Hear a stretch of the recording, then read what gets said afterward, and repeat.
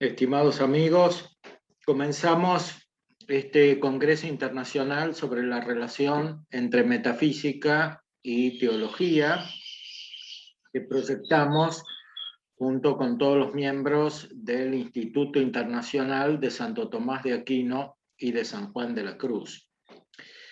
Evidentemente, nuestro tema es de gran actualidad, gran parte de la crisis de la cultura contemporánea y sus repercusiones en la vida de la Iglesia y también en la enseñanza universitaria en la Iglesia Católica dependen de esta relación que muchas veces no es adecuadamente concebida. Más aún, no es infrecuente la negación de la metafísica y de su papel central en la constitución de una verdadera teología. Recordemos que la teología católica es principalmente la ciencia de Dios, la ciencia de lo que Dios dijo acerca de sí mismo, la ciencia de la revelación, y por tanto es esencialmente metafísica. No ciertamente en el sentido de que esté ligada a la expresión externa de esta ciencia en los libros que recibimos de la tradición antigua y cristiana, sino que se trata de la esencia misma del hábito. Es imposible la metafísica sin un hábito interior de conocimiento de lo inmaterial y por lo tanto es imposible la teología revelada, la teología católica, sin este propio hábito, porque lo que alcanzamos a conocer por el influjo de la gracia divina y por la fe es al mismo Dios, aunque en las tinieblas de nuestra condición actual. El mismo Dios que es inmaterial, que por tanto es alcanzado de manera inmaterial. Por supuesto, el hábito de la teología es muy superior al de la metafísica, pero lo incluye. Esto no significa que apelar a la filosofía y a su ciencia principal, que es la metafísica, signifique a su vez un acto de soberbia intelectual, sino muy por el contrario de humildad. Significa que la revelación divina es recibida en la humildad del conocimiento humano, en la humildad del conocimiento de la criatura. Lo que decimos acerca del conocimiento de Dios propio de los hombres, debemos afirmarlo también respecto de los ángeles mismos. Las criaturas no pueden ejercitar su acto sin utilizar su propia facultad intelectual o racional.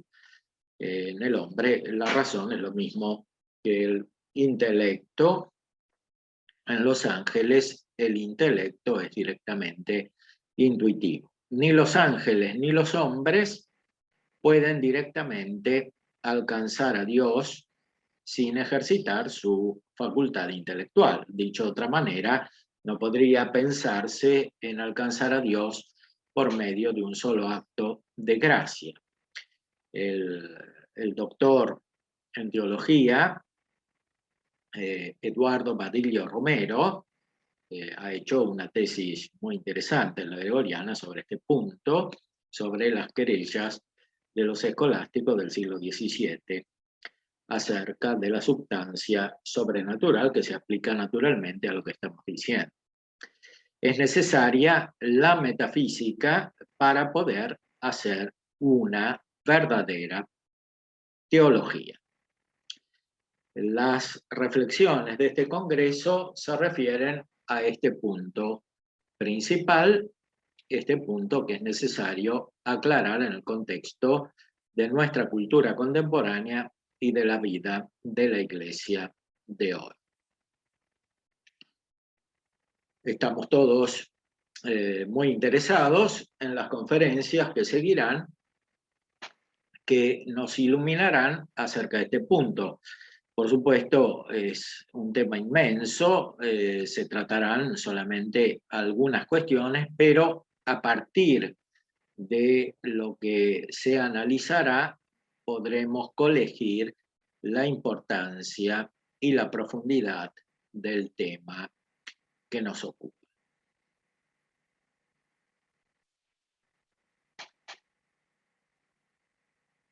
Comenzaré entonces con la primera de las disertaciones, que en este caso se referirá a un gran doctor de la Iglesia, San Juan de la Cruz.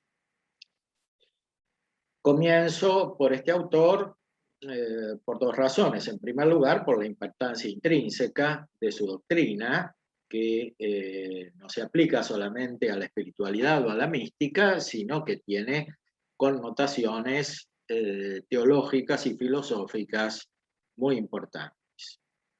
La segunda motivación es que nuestro instituto está dedicado especialmente al estudio de dos grandes autores, Santo Tomás de Aquino y el propio San Juan de la Cruz, porque nos interesa iluminar la relación entre las ciencias, la relación, en primer lugar, entre la mística y la teología, que fundamentalmente son la misma ciencia, como enseña Santo Tomás en la primera cuestión de la primera parte de la Suma de Teología.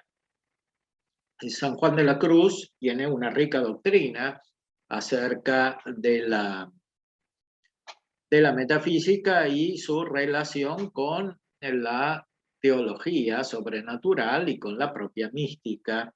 Más aún, es muy importante considerar su pensamiento para entender cómo se accede de hecho, cuál es la evolución psicológica que lleva a la verdadera metafísica por un lado y a la verdadera mística después. En efecto, su doctrina acerca de las purificaciones pasivas y activas en la noche oscura del sentido y del espíritu nos ilumina acerca de la adquisición de la verdadera metafísica. La metafísica es un hábito humano, un conocimiento y un acto humano que no es accesible a todos los hombres, como había mostrado Aristóteles, Platón antes. Por la gracia divina, sin embargo, nos es dado alcanzar, aunque no siempre, la expresión, sí el hábito de la metafísica. Es uno de los puntos principales de la doctrina de San Juan de la Cruz. Cuando somos transformados por la gracia, cuando somos purificados por la gracia, cuando se rectifican nuestras pasiones, estamos en condiciones de utilizar nuestra razón, especialmente respecto de su acto principal, que es el del conocimiento de las realidades más profundas del mundo, de las cuales la primera es el ser o el ente común, que nos llevan naturalmente al alcance, al conocimiento, aunque imperfecto y tenebroso, de la causa, que es Dios. Este proceso, cuando se realiza de una manera cabal, es iluminado, perfeccionado por la gracia divina y contiene un nivel natural producido por el influjo sobrenatural de la gracia. Este nivel natural es la constitución de un verdadero hábito metafísico, sapiencial, o de filosofía primera, al menos de manera intuitiva y no siempre expresa y elaborada científicamente por medio de razonamientos en aquel que es iluminado. Por otra parte, cuando se alcanza este hábito mental, es posible ir más allá. La gracia justamente no termina en la metafísica, sino en el conocimiento que Dios tiene acerca de sí mismo, que es el conocimiento trinitario, y por tanto el término al cual lleva la gracia es en la vida eterna, la visión beatífica, y en esta vida el conocimiento perfecto de Dios, que se cumple sobre la base de la fe y que se desarrolla especialmente por el hábito de una supermetafísica, es decir, por el hábito de el don de sabiduría del Espíritu Santo que permite hacer actos divinos de conocimiento de Dios, actos experimentales de conocimiento de Dios. Aquí lo que llamamos metafísica, la ciencia que habían elaborado ya los antiguos antes de Cristo, a la luz de la razón natural, llega a su perfección, a una perfección inalcanzable por los solos medios de la razón humana. Veamos entonces, con esta introducción, algunos aspectos de la doctrina de San Juan de la Cruz, especialmente la interacción entre la evolución psíquica y la contemplación, que incluye el hábito metafísico, como hemos dicho. Esta interacción es constante, radical y necesaria. Se verifica en San Juan de la Cruz una concordancia muy profunda con la doctrina tomista, como iremos notando, y en su concepción se produce en cierta manera una síntesis del pensamiento medieval en el ámbito místico, pero con una base escolástico, racional y metafísica en el sentido que hemos indicado, es decir, en cuanto la gracia supone la naturaleza y la perfecciona.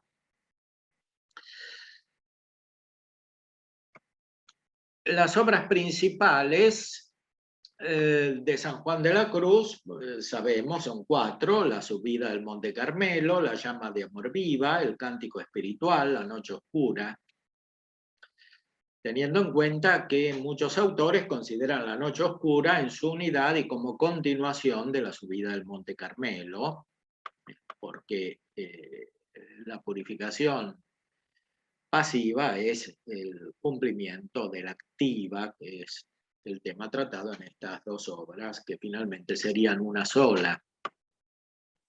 Tenemos también fragmentos, dichos de luz y amor, cartas, y las poesías que corresponden a un conocimiento superior a la teología simbólica, como enseñaba Dionisio el Areopagita, una teología simbólica que incluye de una manera eminente la metafísica. Las poesías surgen de una profunda experiencia y pueden ser intuidas por sí mismas, aparte de las obras en prosa, es decir, tienen como una autonomía. Pueden decir más cosas que las expresadas por el propio San Juan de la Cruz en su texto explicativo. Como expresan una realidad de unión con Dios que es personal, se logran entender en otro sentido que también puede ser personal, aunque esto no de manera arbitraria, sino por una especie de superrealismo que toca al propio Dios. Tangere Deum, como decía San Agustín. Comunican una experiencia subjetiva en el mejor sentido del término, en el más real. La verdadera metafísica no excluye, sino que perfecciona la subjetividad, porque es justamente la perfección del sujeto por un hábito nuevo, en este caso elevado por la gracia. Aquí sucede algo análogo a lo que dice Santo Tomás respecto de la Sagrada Escritura, cuyo centro es la gracia misma, es algo interior, y no la palabra escrita, que es secundaria en ella, como está expresado en la Suma de Teología, Prima Secunde, cuestión 106. Lo principal del Nuevo Testamento, ley nueva, es la gracia del Espíritu Santo, y lo secundario son las palabras escritas, por lo cual detrás de las palabras de la Escritura se pueden encontrar muchos sentidos, incluso literales, además de los espirituales. Por ello, sobre la base de un sentido común que confesamos en el credo, se pueden encontrar muchos sentidos muy personales en la Escritura que nunca serán contrarios al común sentido de la fe si son auténticos. Algo semejante podemos expresar acerca de los místicos y del propio San Juan de la Cruz, y él lo dice expresamente, por ejemplo, al inicio del cántico espiritual. Hay muchas maneras auténticas y legítimas de entender el mismo texto, porque la experiencia espiritual que refleja el conocimiento infinito de Dios no puede ser coartada a la capacidad de un solo sujeto, aunque por supuesto hay un aspecto común que es esencial a la revelación. La doctrina de San Juan de la Cruz es profundamente espiritual. Tomamos la palabra espiritual en el sentido más amplio, el del alma en su operatividad y en su desarrollo elevado por la gracia de Dios. San Juan de la Cruz recibe el sistema clásico de la repartición de las etapas de la vida espiritual formulado en la Edad Media, especialmente por el cartujo Hugo de Balma, que escribió un tratado sobre las tres vidas, sobre las tres vías de esa vida espiritual. Era conocida esta obra en España con el nombre de Sol de Contemplativos. También se lo llama Tratado de las vías de Sion que lloran, o de Triplici Vía. En este libro se señalan tres etapas de la vida espiritual. La primera se denomina vía purgativa, en la que alguien se purifica de sus pecados y vicios. La segunda, vía iluminativa, en la que prevalece la iluminación divina en el intelecto. Y la tercera, vía unitiva, en que se llega a la plenitud de la unión con Dios en este mundo, sin perder la condición de la creaturalidad. Estas tres etapas son concebidas por Hugo de Balma en un sentido ascendente. La segunda es más perfecta que la primera y la tercera es más perfecta que la segunda. Este autor sigue una tradición muy antigua que tiene su origen en Dionisio Areopagita. El gran doctor místico, el Areopagita, Dionisio, es el más influyente autor en la mística medieval, y es quien concibe esta triple división, que se explica de esta manera. Dios transmite su luz, que tiene tres efectos: purificación, iluminación, unión. La transmisión de la luz divina se da por las criaturas superiores hacia las inferiores, pasa de los ángeles superiores a los inferiores hasta llegar a los hombres, y circula por los ministros de la Iglesia hacia el pueblo, como se puede observar en la obra areopagítica titulada Jerarquía Eclesiástica. San Juan de la Cruz, como indicáramos, sigue la concepción de las tres vías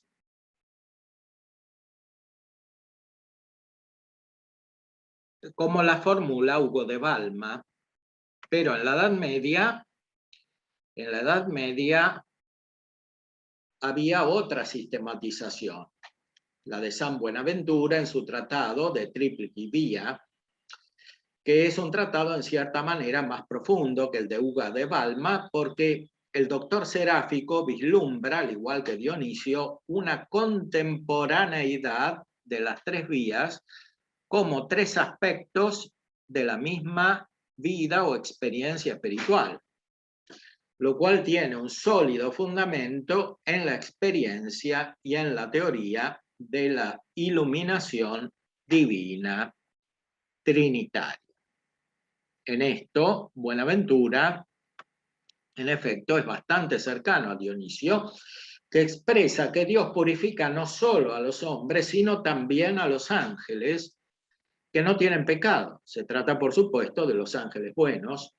¿Por qué los purifica? Porque les quita su ignorancia. La luz divina, entonces, purifica durante todo el camino de la vida espiritual. Purifica durante todo el camino de la luz de la vida espiritual.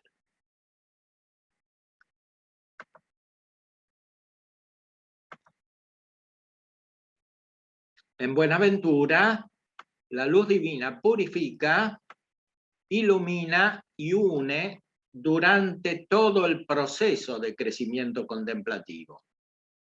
Estas tres vías se ejercitan, según él, en tres maneras principales de actividad espiritual, que son la oración, la meditación y la contemplación, las cuales permanecen, según las tres vías, durante todo el camino de la vida espiritual, que es finalmente vida divina, vida de la gracia. Ahora bien, ¿cómo podemos constatar por la lectura de las obras del doctor Seráfico San Juan de la Cruz recibe más especialmente el influjo de la concepción de Hugo de Balma que el influjo de la concepción de San Buenaventura, o sea, el propio doctor Seráfico?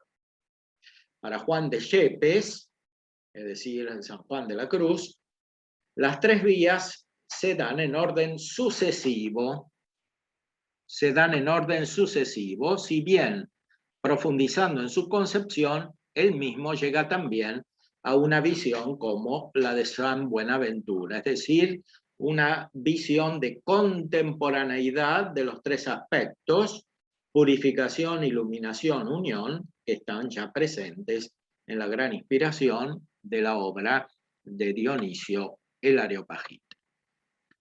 Para San Juan de la Cruz, la persona que se convierte y se mantiene en estado de gracia comienza a evolucionar en la vida espiritual y pasa por tres etapas.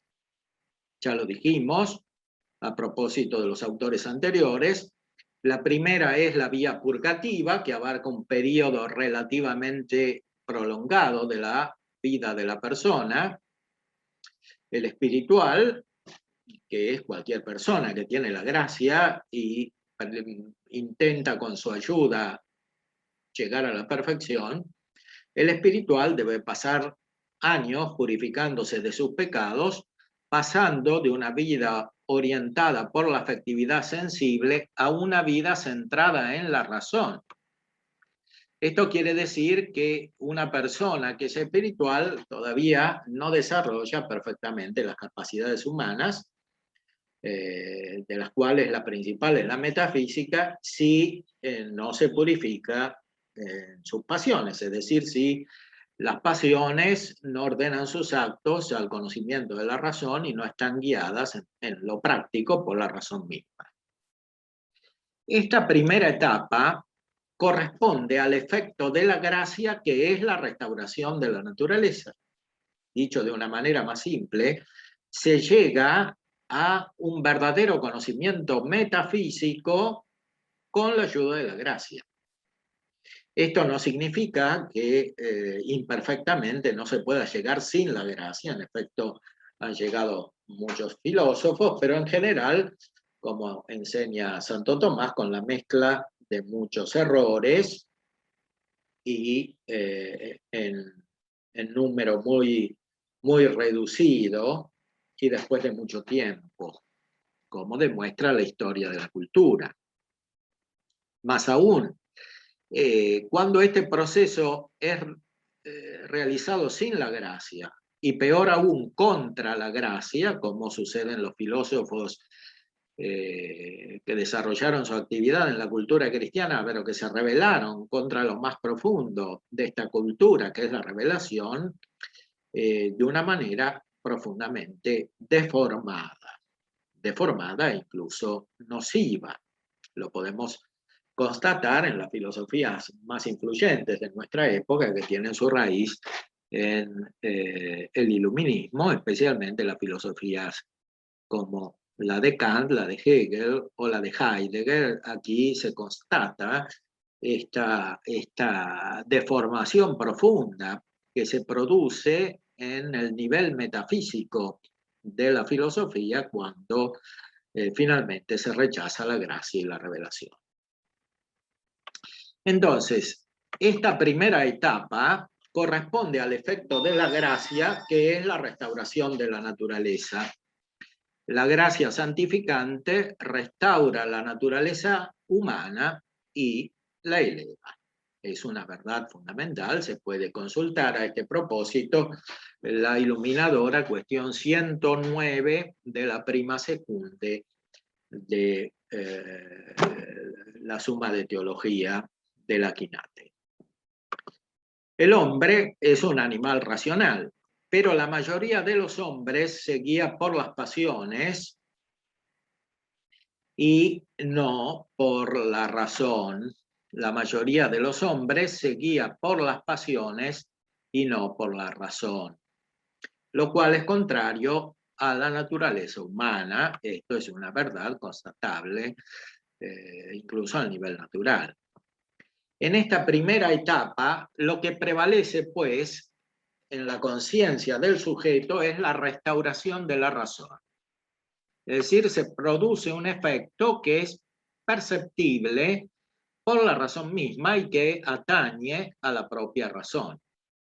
Restauración de la razón y consiguientemente del orden de las potencias humanas que dependen de ella.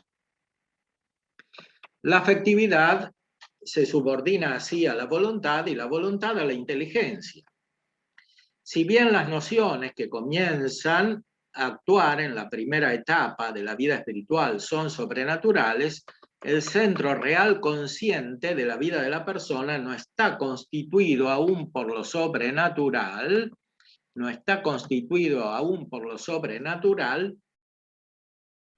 sino por la restauración y transformación de la naturaleza.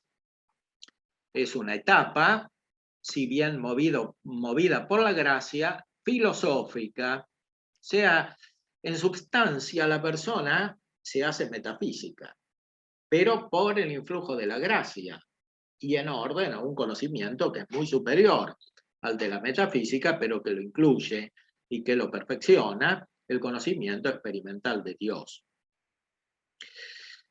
Puede ser que en esta etapa incluso prevalezcan los intereses filosóficos explícitos. De hecho, hay personas, incluso personas consagradas, dedicadas a Dios, que no superan esta etapa adecuadamente y muchas veces quedan como almas retrasadas, en el sentido de que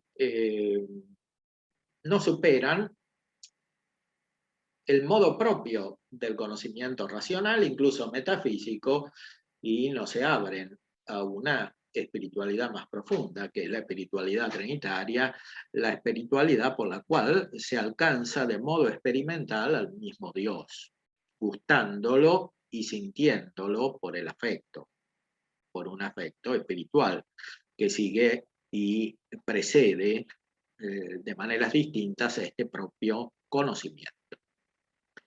Puede ser que en esta etapa incluso prevalezcan los intereses metafísicos, filosóficos, explícitos. Es que se está restaurando la mente, se está reponiendo la naturaleza. En la historia de la cultura cristiana, vemos cómo existen deformaciones que dependen ampliamente de este proceso, si lo concebimos de una manera más general, como propio de la vida de toda la Iglesia, incluso de las comunidades o de las familias religiosas. muchas veces dentro de un proceso de purificación iniciado y perfeccionado por la gracia de Dios, hay resistencias, hay rechazos a una evolución completa. Y este rechazo produce la fijación en una etapa racionalista. Es uno de los daños más profundos que se produce en la cultura cristiana y después en la filosofía misma, que se expresa naturalmente en la modernidad como racionalismo o como iluminismo. Es un subproducto de los procesos más profundos de la cultura cristiana, no siempre adecuadamente comprendidos y adecuadamente guiados. A esta primera fase corresponde un modo de actividad mental que es, por un lado, especialmente la oración afectiva, en la que participa fuertemente la sensibilidad, y por otro, la meditación racional de los misterios sobrenaturales. Estamos explicando entonces lo que precede la noche oscura del sentido, la purificación que lleva a esta plenitud intelectual o racional. Entonces, al principio hay una oración que es más afectiva, participan más las pasiones, pero no totalmente transformadas todavía por la razón y sobre todo por la gracia. Y hay una actividad consiguiente que es el razonamiento, y por lo tanto una oración de tipo discursiva parecida al razonamiento. En esto San Juan de la Cruz es muy preciso gnoseológicamente, entiende muy bien el proceso del conocimiento humano y cómo en el razonamiento interviene la imaginación. Interviene la imaginación no de la misma manera en que interviene para lograr la adquisición de un concepto, de una especie, es decir, estáticamente, sino de otra manera. En el razonamiento también hay imágenes discursivas, como expresa el mismo símbolo implicado en esta palabra. Discurso. Es una especie de correr, de proceder, de ir de una cosa a la otra. Un movimiento. Ese movimiento no puede si no está radicado en lo material y psicológicamente en la imaginación. Por eso es posible que haya fenómenos distorsivos de esta actividad que incluso afecten la corporeidad, como subraya el propio San Juan de la Cruz. Una persona puede agotarse, puede tener un burnout, como se dice actualmente, un surmenage, por este tipo de actividad filosófica o incluso por este tipo de oración o por este tipo de vida cristiana formulado según esta deformación racionalista y esta deformación de la oración, que es simplemente la misma oración que en una etapa es útil, en una determinada forma discursiva, y que en otra ya se convierte en un impedimento. Como sucede también en el orden del desarrollo filosófico. Cuando el desarrollo filosófico, especialmente en su forma racional, se convierte en un fin en sí mismo, caemos en el racionalismo y se impide el conocimiento mismo de la verdad. A esta etapa la designa San Juan de la Cruz como la de los principiantes. Para él, principiantes son los que meditan. La meditación es un ejercicio elemental, sea del pensamiento en el orden propiamente racional, filosófico, sea sobre todo de la oración, que incluye este razonamiento, este procedimiento de la inteligencia, pero que está dirigida a algo superior, que es el contacto con Dios. En el orden natural también se supera el razonamiento porque la metafísica es un conocimiento que alcanza las realidades últimas no simplemente en el discurso, sino en el término del discurso, que es un conocimiento oscuro, pero quieto. El conocimiento del ser, el conocimiento del ente, y de las múltiples formas que tiene este ente, y de las múltiples perfecciones que acompañan al ente, no es simplemente un conocimiento discursivo.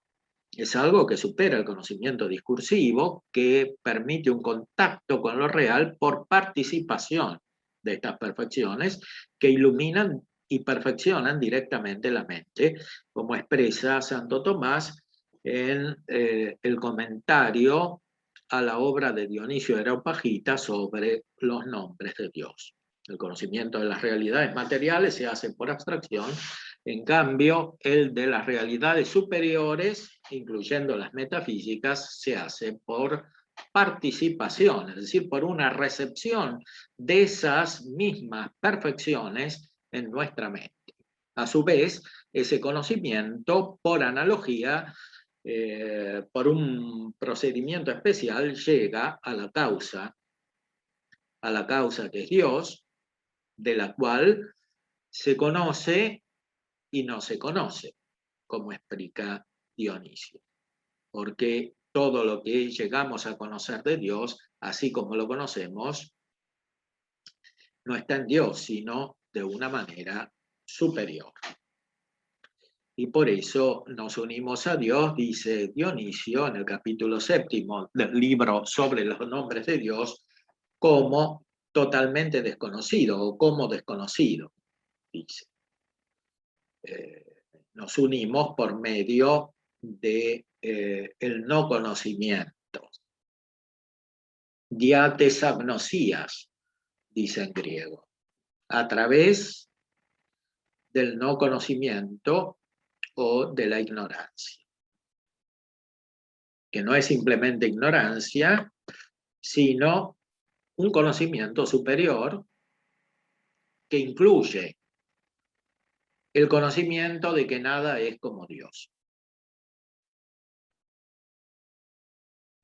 La segunda etapa de la vida espiritual es la iluminativa, también llamada por San Juan de la Cruz de los aprovechados. De los aprovechados.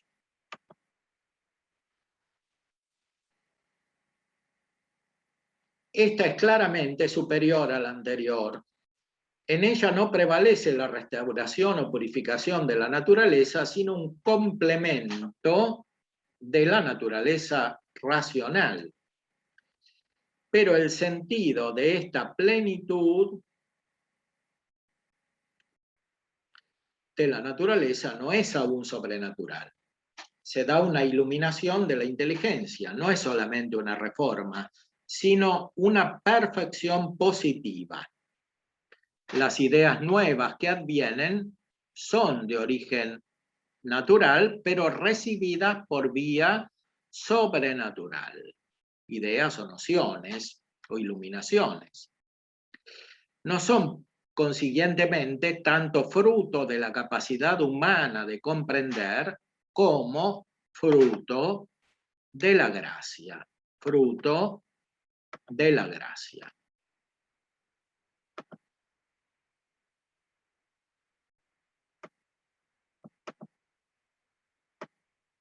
Se trata de nociones filosóficas y teológicas, sobre todo referidas al aspecto intelectual. Pero estas ideas o nociones, para decirlo de una manera teológicamente más precisa, no vienen tanto por el ejercicio especulativo del hombre, cuanto por la iluminación de Dios. Se trata de un periodo fuertemente intelectual. En las personas vigorosas se llega a este nivel. En las personas cristianamente vigorosas se llega a este nivel de una perfección intelectiva en el orden especulativo y también práctico. Se trata de un periodo intelectual, esto fortalece también la voluntad como consecuencia del hecho de ver más claramente la verdad. Solamente tiene voluntad firme el que usa la razón. El que no conoce, no entiende, tiene una apariencia de acto voluntario que consiste más en un ejercicio de las pasiones, por ejemplo, del apetito irascible, que un acto propiamente voluntario. Entonces, el verdaderamente iluminado por la gracia utiliza su voluntad, puede hacer actos intensos con su voluntad, y por eso su operación es más productiva en todos los órdenes, en el orden moral y en el orden apostólico también, si se trata de esta forma de vida cristiana. Y por supuesto en el orden contemplativo. El ejercicio de este periodo es principalmente la contemplación. Ya se está más allá de la meditación, del razonamiento y por tanto de un condicionamiento elemental por parte de la imaginación y de las otras potencias sensitivas como la cogitativa. Potencias sensitivas que intervienen también en los actos sobrenaturales y que son perfeccionadas por la gracia en orden a un ejercicio más elevado de la razón, como es el que sucede en esta propia contemplación. Decimos entonces que el ejercicio de este periodo es la contemplación, vista como la más alta actividad del intelecto humano. Si la meditación implica un ejercicio o actividad dinámica del espíritu, la contemplación implica quietud. La persona pasa, por así decirlo, a algo participado de la intuición intelectual que se da por naturaleza en el intelecto de los ángeles. En cuanto al modo de conocer, en cuanto a lo que se conoce, se supera lo que hay en los ángeles si lo consideramos desde el punto de vista natural. Para usar una palabra de Santo Tomás, en las cuestiones de veritate, se trata de una tenue participación, pero es lo más alto que tenemos en nuestra naturaleza. Su estructura es natural, pero su origen es sobrenatural. Esto quiere decir que llegamos a la contemplación perfecta en el orden natural por el influjo de la gracia, porque para llegar es necesaria una vida ética adecuada, como ya explicaba Aristóteles, cosa que está en su perfección fuera del alcance de la naturaleza caída o corrupta, como dice Santo Tomás. Siguiendo y retornando a San Juan de la Cruz, podemos afirmar que se realiza plenamente la naturaleza, pero esta colmada realización no se puede lograr sin la gracia, dado el estado herido, corrupto de la naturaleza humana. Y así llegamos a la tercera vía, la vía unitiva, nombrada, designada como vía de los perfectos,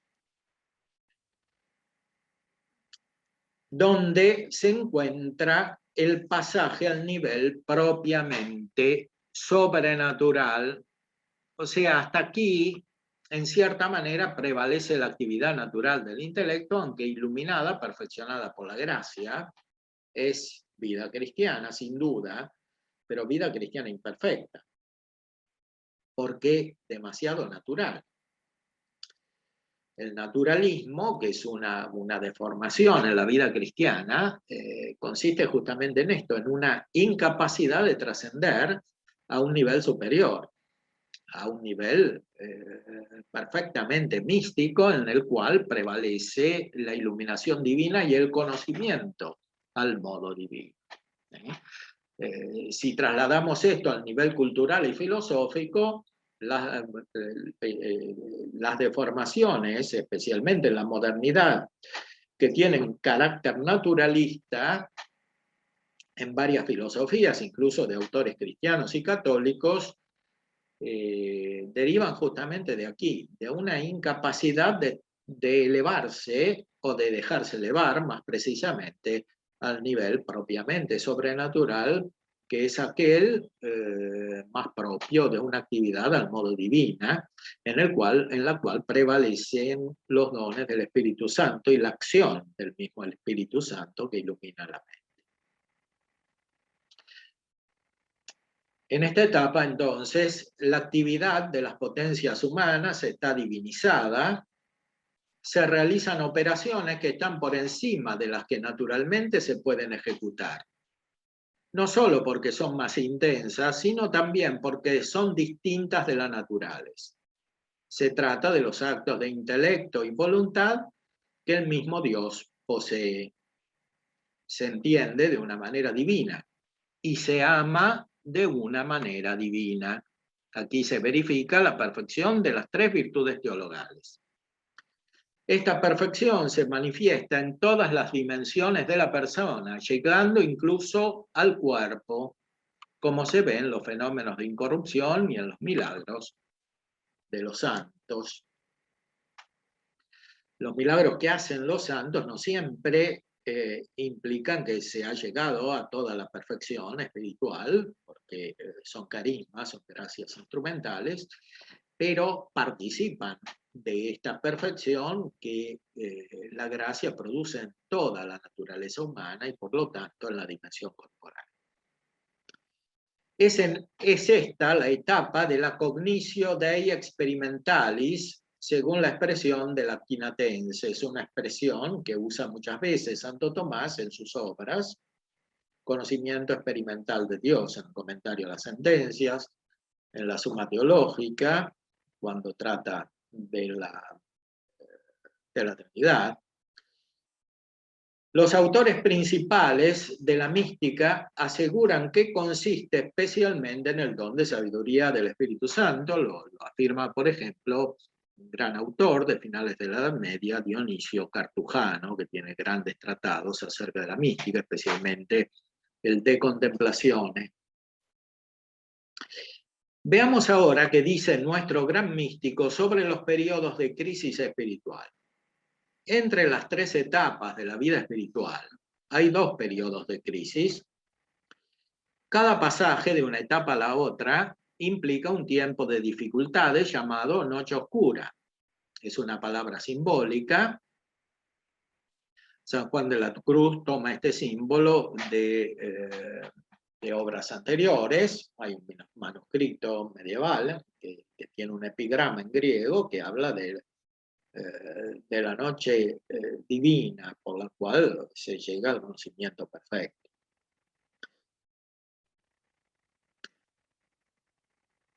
Cada pasaje de una etapa a otra implica esta crisis. San Juan de la Cruz estudia teológica y filosóficamente estas dos etapas de discernimiento o crisis espiritual. La primera crisis corresponde a la noche del sentido, la segunda, la del espíritu. Estas dos noches pertenecen a la percepción subjetiva de la evolución espiritual, es decir, son noches en la conciencia del sujeto, en el conocimiento reflejo general, no simplemente en la conciencia moral. Estoy hablando de la conciencia en el sentido más amplio, más profundo, en que entienden la palabra los medievales y especialmente Santo Tomás, que quiere decir conocimiento de sí, conocimiento del propio acto. En la conciencia del sujeto hay periodos de oscuridad en los que no se capta claramente el sentido de la propia operación y de la propia evolución. O sea, el conocimiento que tiene el sujeto de sí mismo es imperfecto. En cierta manera, va por delante la transformación del sujeto respecto de su percepción o autopercepción. En la primera noche, una persona queda al oscuro de su visión inicial de Dios y de los aspectos humanos de la experiencia espiritual. Esta noche tiene manifestaciones especialmente externas y en los rasgos periféricos de la conciencia del sujeto. Se deja, por una parte, de percibir los efectos sensibles de la gracia.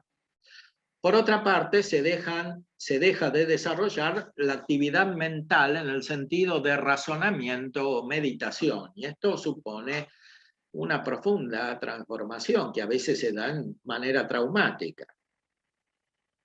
Queda en una cierta oscuridad de estas dos actividades que constituían el centro de la vida consciente. Este periodo puede durar más o menos tiempo según las gracias que Dios quiera dar y las ayudas externas que se reciban. Es un periodo en el que la persona pasa de lo sensible y lo elemental de la vida espiritual a lo adecuadamente racional, iluminada por la fe. Por este motivo es imposible llegar a una teología desarrollada en un nivel elementalmente adecuado si no se pasa por esta noche oscura, porque en ese caso se tratará en gran medida de una pseudociencia en la cual prevalecerán aspectos afectivos no purificados, no ordenados por la razón y tanto menos por la gracia, como se ve muy especialmente en nuestra época en que se apela a un concepto espurio de experiencia que no es el de la experiencia espiritual mística, sino el de la experiencia en el sentido de la filosofía moderna y en el sentido del influjo protestante sobre la filosofía moderna y de la filosofía moderna sobre la teología protestante. Por ejemplo, en el sentido de la teología de Schleiermacher, asimilada hoy en varias corrientes que se apoyan sobre la hermenéutica, incluso en campo católico. Por no decir de las deformaciones espirituales que hoy abundan en este sentido. En el segundo periodo, quien crece en la gracia se encuentra a gusto en el nivel más propio de su naturaleza racional.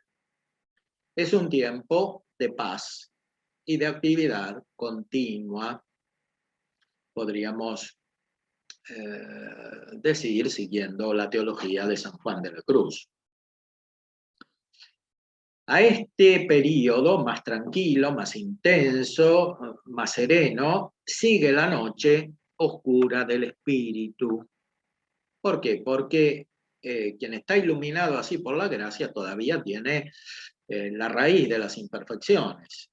El San Juan de la Cruz dice que no se cumple la noche del sentido perfectamente si no se da la noche del espíritu, que es la que sigue. En esta etapa el alma percibe el pasaje de su vida consciente desde lo intelectual a lo divino. Está muy claro, incluso literalmente, en algunas poesías de San Juan de la Cruz. Se da cuenta de que su actividad estaba centrada exageradamente en lo humano, en la actividad, sobre todo externa, ¿no? En la acción de la inteligencia y de la voluntad. Aunque fuera muy perfecta y movida por la gracia, por ejemplo, en el orden apostólico.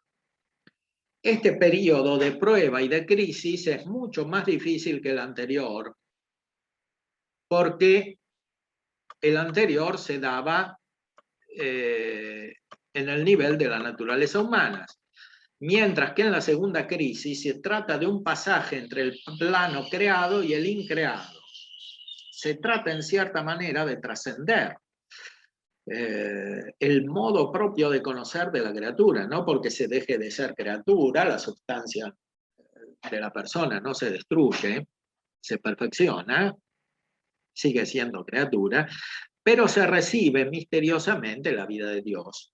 Y por tanto, un inicio del modo de conocer de Dios, que ya está desde el principio por la fe, pero que llega a informar el acto consciente del sujeto. Cosa que no se da al principio, por ejemplo, en un niño bautizado o en una persona que tiene la fe en un grado elemental. Por ello, la conciencia se encuentra mucho más perdida que en la primera noche. No hay punto de referencia. El sujeto absolutamente no tiene experiencia anterior de qué se trata esto. Porque es algo nuevo, justamente porque el nuevo es Dios para él. Se trata del paso a la participación en la vida íntima de Dios. La participación en la vida íntima de Dios. La conciencia estaba centrada en lo humano y la gracia está llevando a la persona al nivel divino. La conciencia del sujeto está como retrasada en su percepción ante la realidad que experimenta. La conciencia funciona en el modo anterior, cuando la realidad humana está ya elevada a un modo posterior y superior, producido por la asimilación que Dios hace del sujeto. Como explican Santo Tomás y San Agustín, por ejemplo, a propósito de la Eucaristía, no se trata tanto de que nosotros asimilamos la vida divina o asimilamos la Eucaristía, es más bien que la Eucaristía nos asimila a nosotros. La vida divina nos absorbe, nos toma. Luego de estas consideraciones generales acerca de la luminosa doctrina del doctor místico del siglo de oro, podemos proceder a ilustrarlas con el análisis de un aspecto particular correspondiente a la interpretación en prosa de su gran poesía acerca de la noche oscura que todos conocemos. En una noche oscura, con ansias en amores inflamada, o dichosa aventura salí sin ser notada, estando ya mi casa sosegada. A oscuras y segura, por la secreta escala disfrazada, o dichosa aventura, a oscuras y encelada, estando ya mi casa sosegada, etcétera. Es una poesía maravillosa que San Juan de la Cruz compuso cuando estaba en prisión, con ocasión de la reforma de su orden, y que después comentó en la prosa. Este salir de sí de todas las cosas al que se refieren los versos fue en una noche oscura que indica la purificación. La vida sobrenatural consiste en la vida de Dios y Dios es distinto del mundo. Dios es distinto del mundo.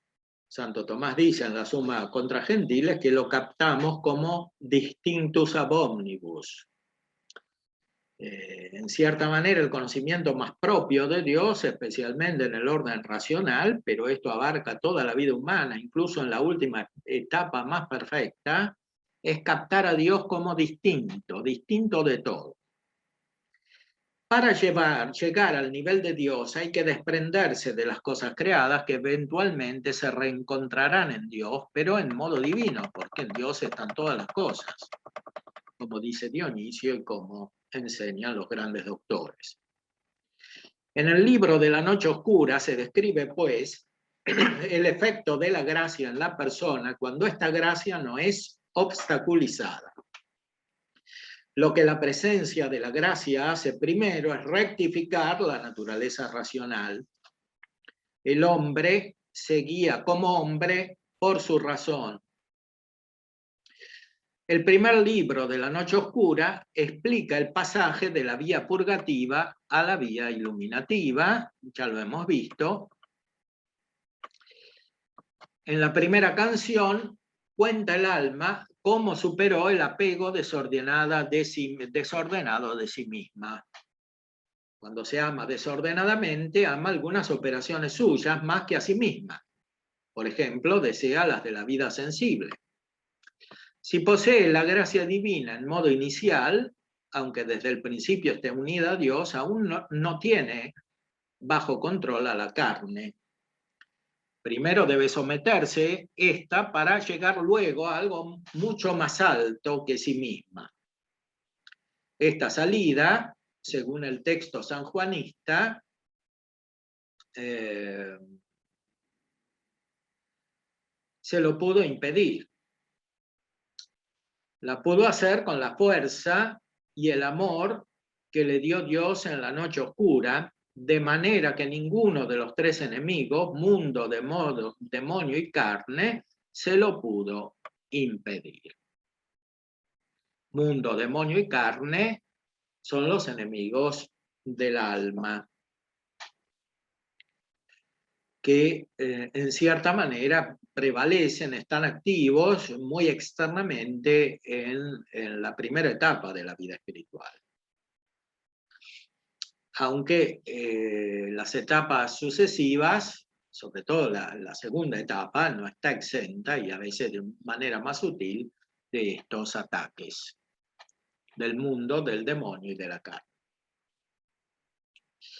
Cuando la prosa se refiere a amortiguar en la casa de la sensualidad y las pasiones, no intenta expresar la necesidad de anular la parte sensitiva, sino de dominarla y dirigirla.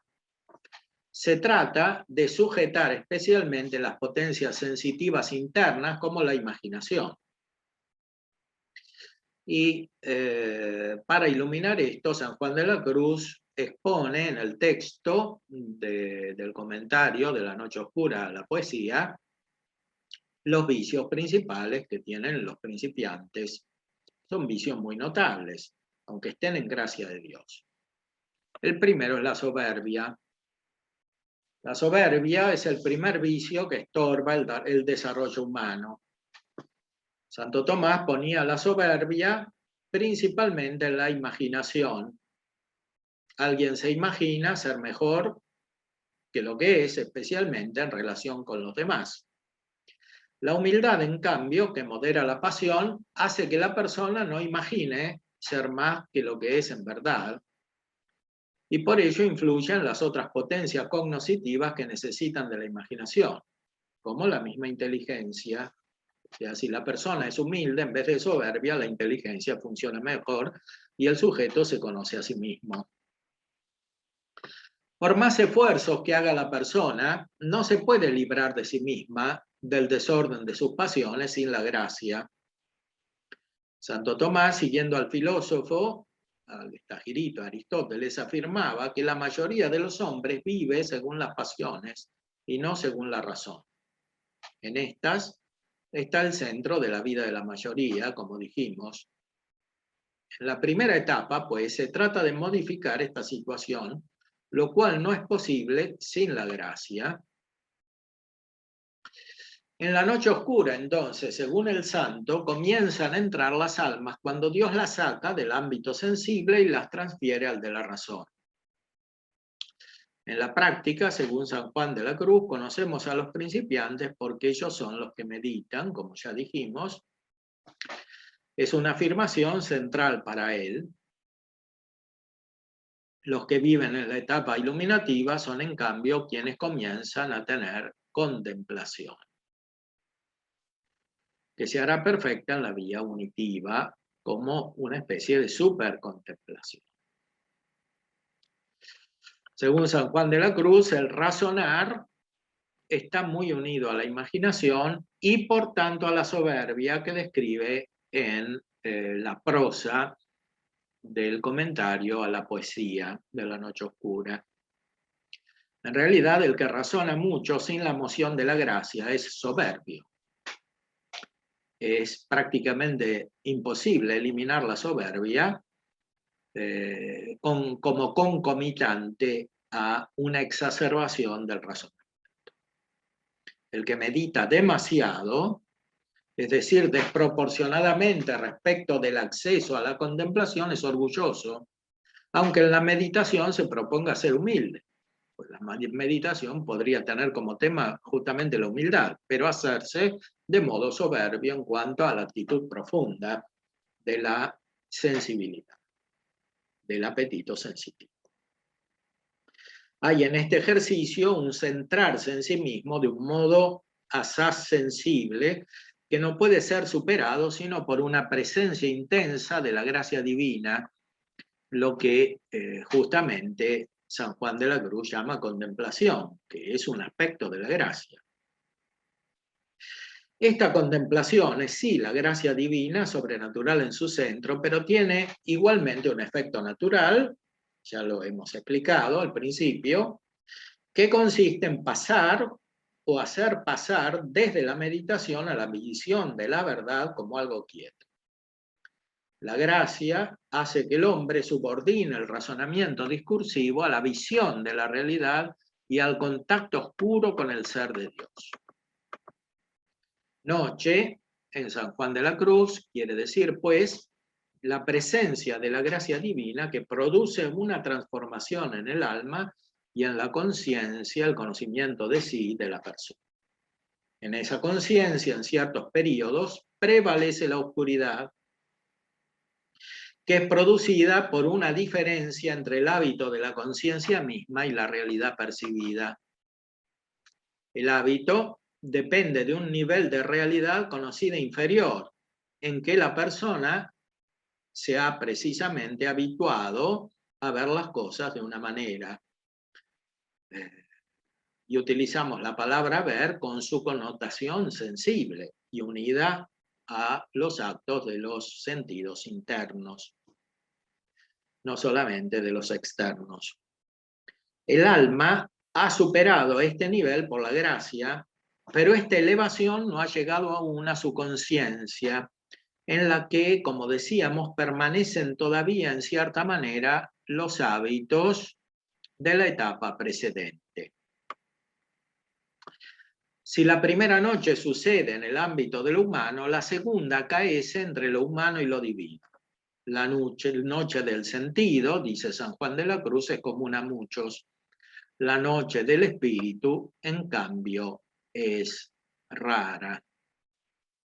Los principiantes deben tener presentes las propiedades de su estado para que deseen y pidan a Dios que les dé la noche por la cual acceder al nivel de los aprovechados, es decir, los de la vía iluminativa. La persona que determinadamente se convierte a servir a Dios es principiante. Subrayamos la palabra determinadamente, es decir, con una voluntad explícita. Sin esta voluntad explícita, en general, no se está ni siquiera en la etapa de principiante. Lo cual en la práctica quiere decir que todo lo que hace movido por la gracia le causa deleite, pero principalmente gozo sensible, si determinadamente decide servir a Dios. La operación es delectable porque es natural. Entonces, operar en plenitud en esta etapa es deleitable porque corresponde a la naturaleza, aunque sea perfeccionada por la gracia. El que vive en la gracia comienza a producir operaciones que antes no podía ejercitar, como las de las virtudes, y esto lo deleita, pues según Aristóteles, el viviente se deleita con su operación. Quien se convierte comienza a obrar, por ejemplo, según la virtud de la religión, opera religiosamente y esto es agradable.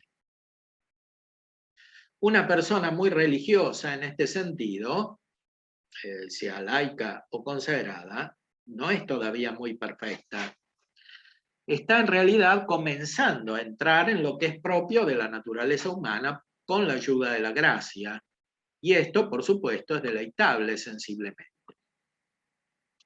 Por ejemplo, el gozo de los principiantes, según San Juan de la Cruz, consiste en pasar largos ratos en oración, vigilias, ayunos, penitencias, recibir los sacramentos, usar las cosas divinas. Pero comúnmente no son perfectos en estas operaciones porque se dedican a ellas por el consuelo que en ellas hallan, y así tienen muchas faltas, porque no tienen un hábito de perfección probada. Actúan como niños flacos, de todas estas imperfecciones, la noche oscura del sentido limpia al alma. La segunda noche, la del espíritu, permitirá el tránsito a lo divino, al nivel de operación del alma divinizada y movida establemente por el Espíritu Santo, según sus 7 dones. Es aquí, después de la noche del espíritu, en la vía unitiva, donde se tendrá la perfecta experiencia espiritual, la cual describieron tan admirablemente en sus obras Santa Teresa de Jesús y el mismo San Juan de la Cruz, aunque en realidad es común a todos los verdaderos santos que son místicos, canonizados o no, y también a los santos que no han recibido el carisma expresivo que han recibido en cambio estas 2 cimas de la mística española y universal. No todos los santos tienen la misma gracia para expresar la experiencia espiritual que han tenido San Juan de la Cruz y Santa Teresa. Con estas consideraciones, los invito a meditar profundamente el texto de la Noche Oscura de San Juan de la Cruz, que es capital no solamente para renovar nuestra vida espiritual personal, sino también para renovar nuestra cultura cristiana, para sacarla del racionalismo, de las taras que ha adquirido en los siglos de modernidad, que han producido en gran medida una involución, no solo espiritual, sino también cultural, que interactúa dialécticamente con el sentido más profundo de la cultura cristiana, que es siempre el místico. En esta disertación he tratado de mostrar no solamente los aspectos espirituales personales de este proceso, sino de mostrar también las repercusiones filosóficas y muy especialmente metafísicas, para desarrollar una auténtica teología en nuestra época que nos haga superar la crisis intensa en la cual nos encontramos en el seno de la vida de la Iglesia y en la vida cristiana. Es necesario recuperar la dimensión mística, pero para recuperar la dimensión mística es necesario que recuperemos también la auténtica dimensión metafísica.